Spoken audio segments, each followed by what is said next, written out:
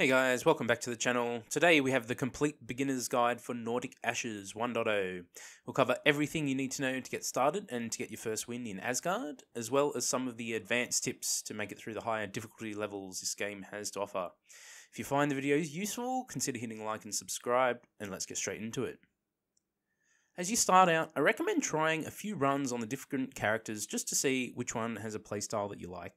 Axeldor and Thyra are pretty straightforward starter characters, Axe being close range, whereas Thyra has range weapons. I think it's worth using one of these characters for a couple of runs as you start to understand the game flow and the skill trees. A character like Helga can be much harder to start out with early on, as her mechanics are a bit different and it takes a bit of time to understand how to play as her. Hafgrim, on the other hand, is somewhere in the middle and I think can be a decent choice for early game.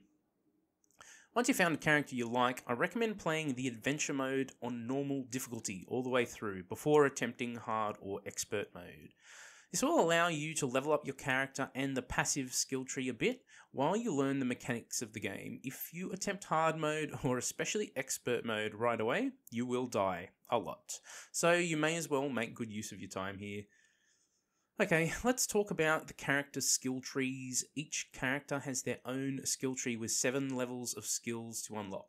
It's worth pointing out here that you can go above level 7 and fill out the entire skill tree. You won't actually have to make any either or kind of decisions here once you're above level 10. Don't forget to use your points between runs if you have leveled up, but these skills can actually help during your run.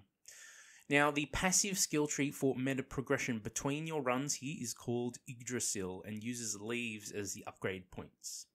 These leaves are gained when completing levels on each difficulty for the first time, but can also convert seeds you find along the way into Yggdrasil leaves. The cost of conversion keeps rising every time you do it, but this is an important mechanic and you will be finding a lot of these seeds as you play. Alright, so let's talk about this passive skill tree and which talents you want to choose first. Ascension Shrine should be your number one choice. This is available early on in the Structures skill tree and allows you to ascend an additional weapon throughout your run. This is very powerful and it only costs 5 leaves, so this is a must pick. You can grab this crystal as soon as you start wave 1, making the early game much easier, especially on the higher difficulty levels. The node underneath here allows us to spawn a healing altar on the map during your run, can be quite useful as well. I don't recommend going further down this skill tree early on, however. The other skills here, they are useful, feel free to try them if you want, however, I think it'll be much more useful to come over here into the exploration tree and take 5 out of 5 in XP as early as you can. XP in Nordic Ashes is incredibly useful. Not only does this allow you to level up your relics and constellation more during a run, it will also allow you to re-roll your upgrade choices significantly more often. Not only that though, you're also able to convert XP into money to buy more things at the shop. It is one of the most valuable resources during your run, so taking an additional 80% here is massive. The other node down the left path here are also really useful for taking XP collection. However, I think you might want to wait a little bit before going too far down the left side of this tree here. All the way over on the right is the healing tree, and I recommend taking only the first 2 upgrades here for early game. This will give you an additional blue heart at the beginning of a run, and will also give you a blue heart when you enter the shop after each boss. Once you have these starter choices unlocked, I do recommend going hard down into the combat skill tree. The limit break skill down the bottom of this tree is our goal. This is an amazing skill, but it will take some investment to get down here. As you progress down this tree, there are some pretty obvious choices down here, I think. Damage, attack speed, cooldown. There's also fire and poison damage in here, for example. In my build here, I took the fire damage, boss damage, and then I went down into limit break. There are also skills here for extra bouncers and penetration. These probably won't be your first choice, but these are great stats to have as well. Once you get to this point, I would actually start focusing again on survivability and XP. There is also the extra dash charge, which is also really useful. It's worth noting this skill tree is large and will take a significant amount of grinding to really max it out. Okay, so you've chosen a character and started upgrading your passive skill tree with the Yggdrasil leaves. Let's next talk about the relics and constellation. Each character has a constellation that is separate from their character level that you see in the character select menu. This is basically another skill tree for you to upgrade during your run. This tree starts from 0 every time you start a new run. The constellation will include your character's main weapon, as well as several additional offensive options such as spells and weapons, but also has passive buffs in there as well. Every time you gain a level during a run, you'll be awarded 1p, which is basically 1 experience point, to spend in the constellation. This tree gives you some freedom of choice as you level up. You're able to mix and match these abilities as you please, so a bit of experimentation here is nice. Early on in a run, it's important to level up at least one offensive option, whether it be your main weapon or one of the other skills your character has access to. If you combine this with the Ascension Crystal we spoke about earlier, you'll be able to get one of your weapons leveled and ascended very early on in a run, which makes survivability much easier. Every time you level up a weapon or a spell in the constellation, you will see it has 2 out of several stats that are randomly chosen to increase. You are able to spend 1p here to re-roll this choice.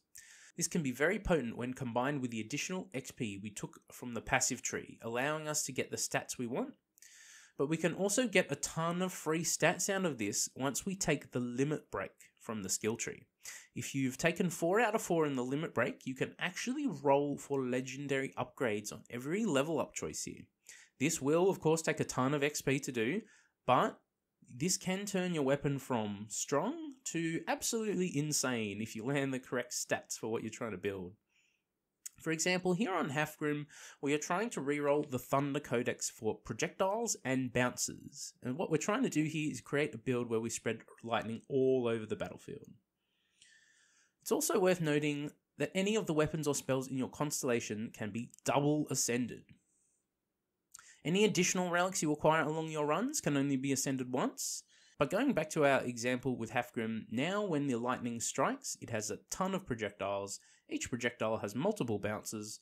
It creates electric explosions when it hits, and it drops electrifying goop on the floor, paralyzing enemies that it touches. Very nice.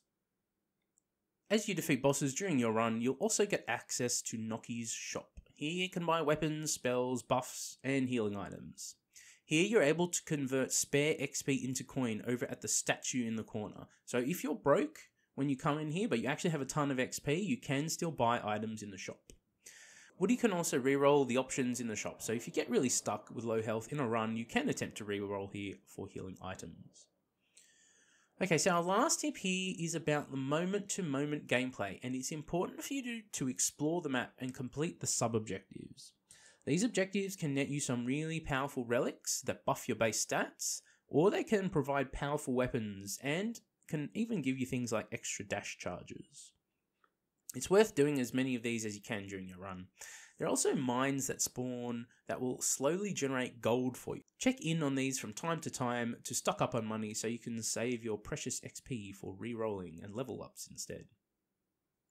As you go up through the difficulty levels, it will be important to start taking some defensive choices as well. The healing passive tree has some good choices, especially as you're deeper into the game on expert mode, including damage resistance and revives. These are pretty costly, however, so you won't be able to afford them early on. There is also a daily challenge here that rewards you with a ton of seeds to help you progress the passive tree quicker. So check that out as well. These challenges can be fun, and they have additional modifiers that aren't normally seen in the adventure mode. And that's it for our beginner's guide. If you found anything useful, please consider hitting like and subscribe to help our channel grow. And with that, I hope you have an amazing, fantastic day.